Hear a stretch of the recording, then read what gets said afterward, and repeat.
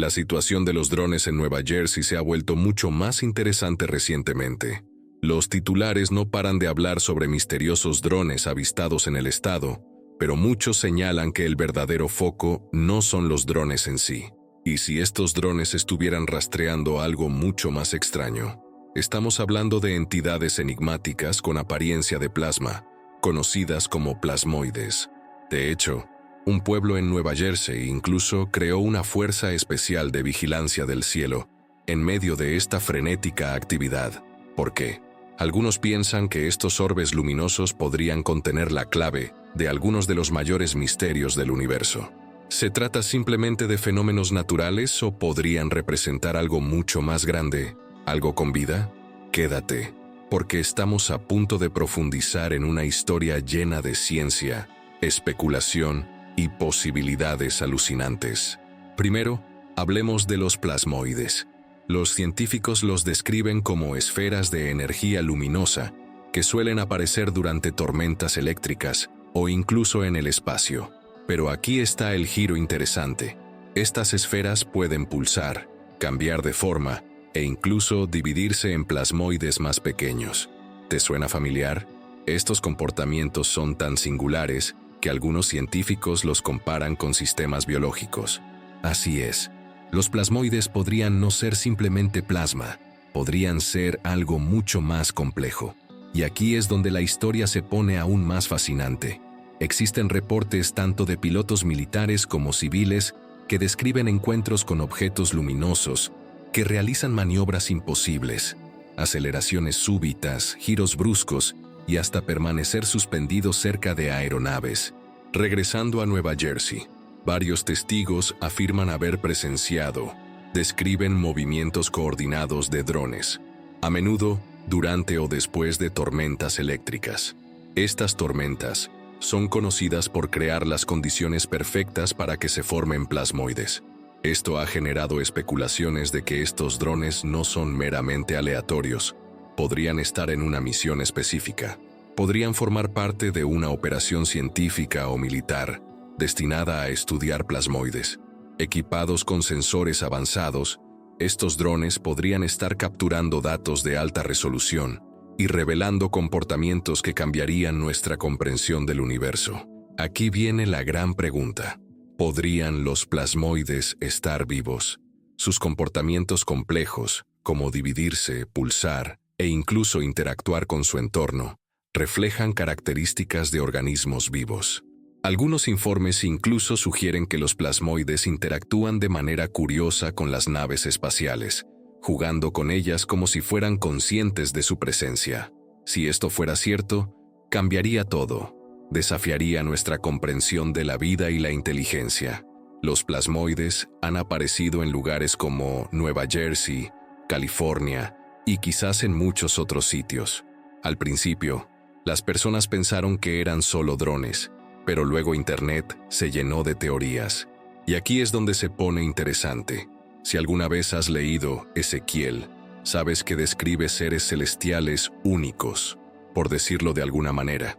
En Ezequiel 10 se habla de ruedas dentro de ruedas, radiantes y brillando como diamantes bajo el sol, querubines llenos de ojos que se mueven en todas direcciones.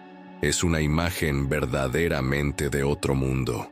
Además, se capturaron imágenes con una cámara de cine de 600 milímetros, y el resultado es impactante. Estas esferas, estos plasmoides, brillan, destellan y se mueven de formas que parecen de otro mundo.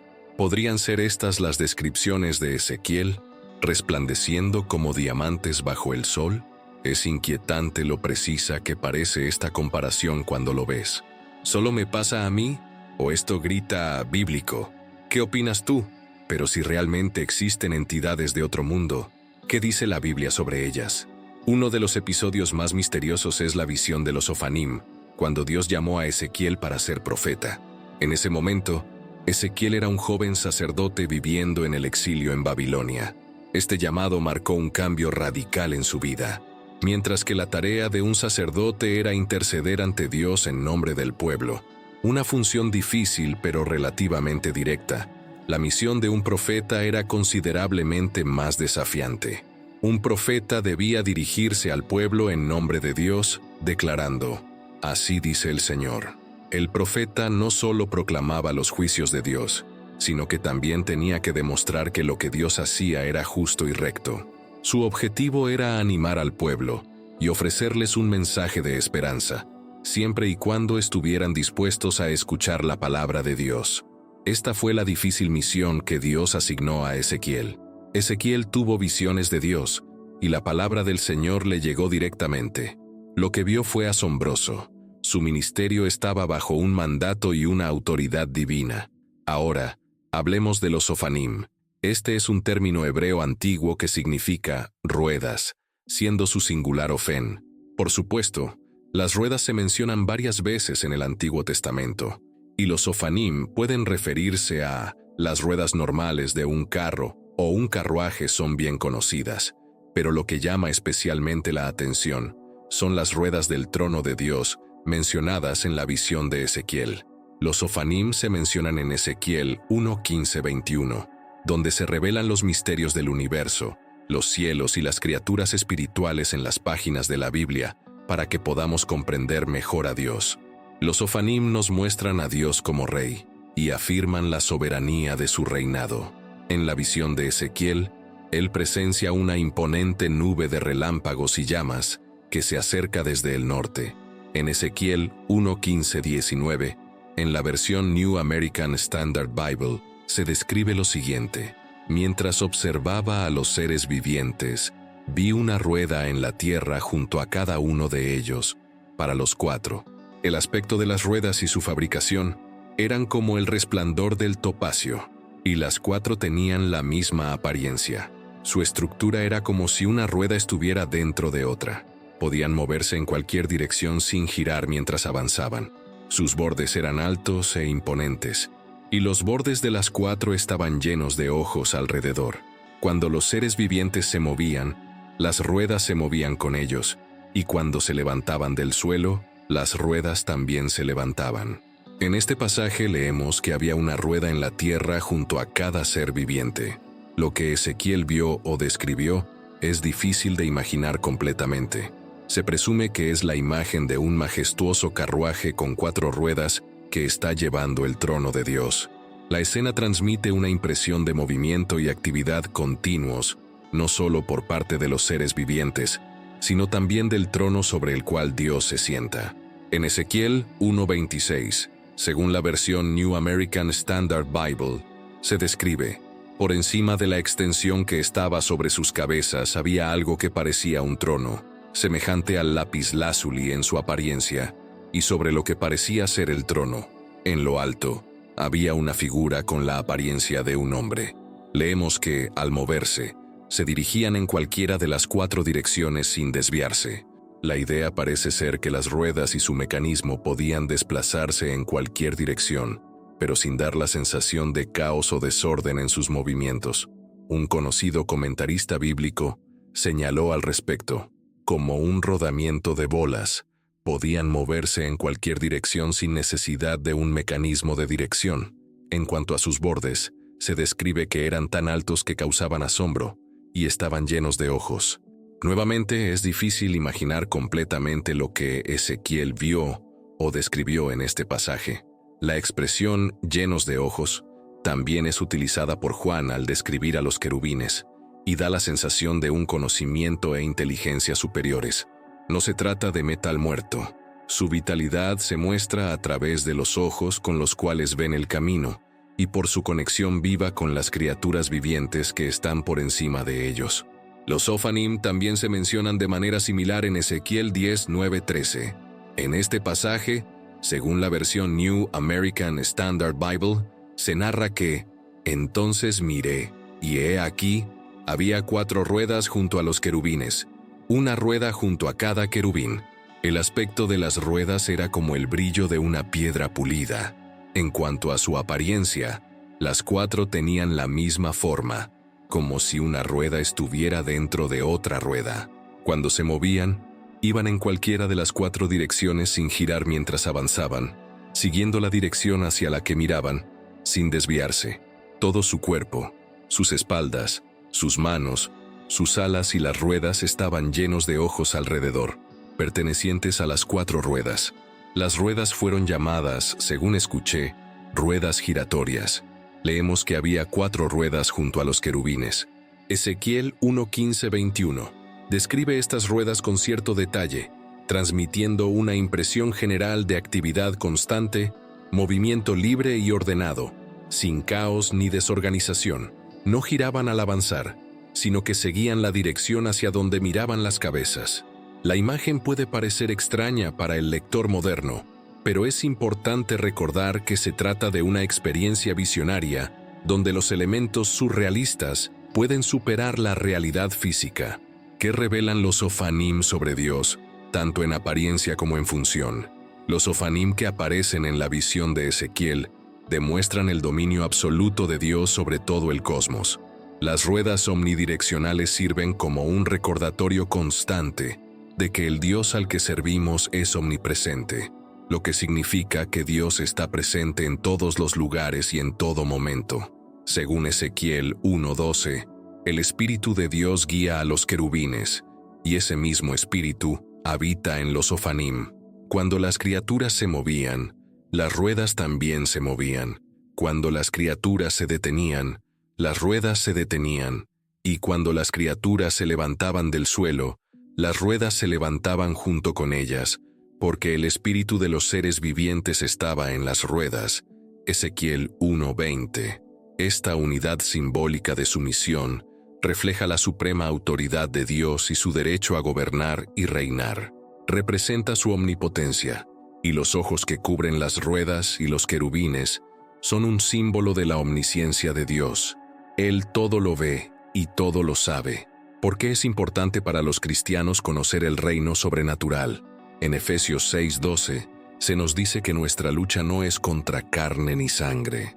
Dios desea que los creyentes sean conscientes del mundo, que va más allá de lo que nuestros ojos temporales pueden percibir, para que, en el gran poder del Señor, estemos preparados para enfrentar cualquier esquema que el enemigo tenga preparado. Respecto a los querubines, ellos son un grupo de seres celestiales creados por Dios. Aunque Ezequiel los encuentra en sus visiones, son los primeros en la jerarquía angelical que aparecen en la Biblia, inmediatamente después de la caída de Adán y Eva. Génesis 3 registra los eventos en el jardín del Edén. Al desobedecer el mandamiento de Dios de no comer del árbol del conocimiento del bien y del mal, era posible que Adán y Eva extendieran también sus manos para tomar el árbol de la vida y comer de él para vivir para siempre. Como consecuencia, fueron expulsados de su paraíso terrenal. ¿Pero qué habría impedido que Adán regresara al jardín y desobedeciera a Dios nuevamente? La respuesta se encuentra en este versículo, Génesis 3:24, New American Standard Bible.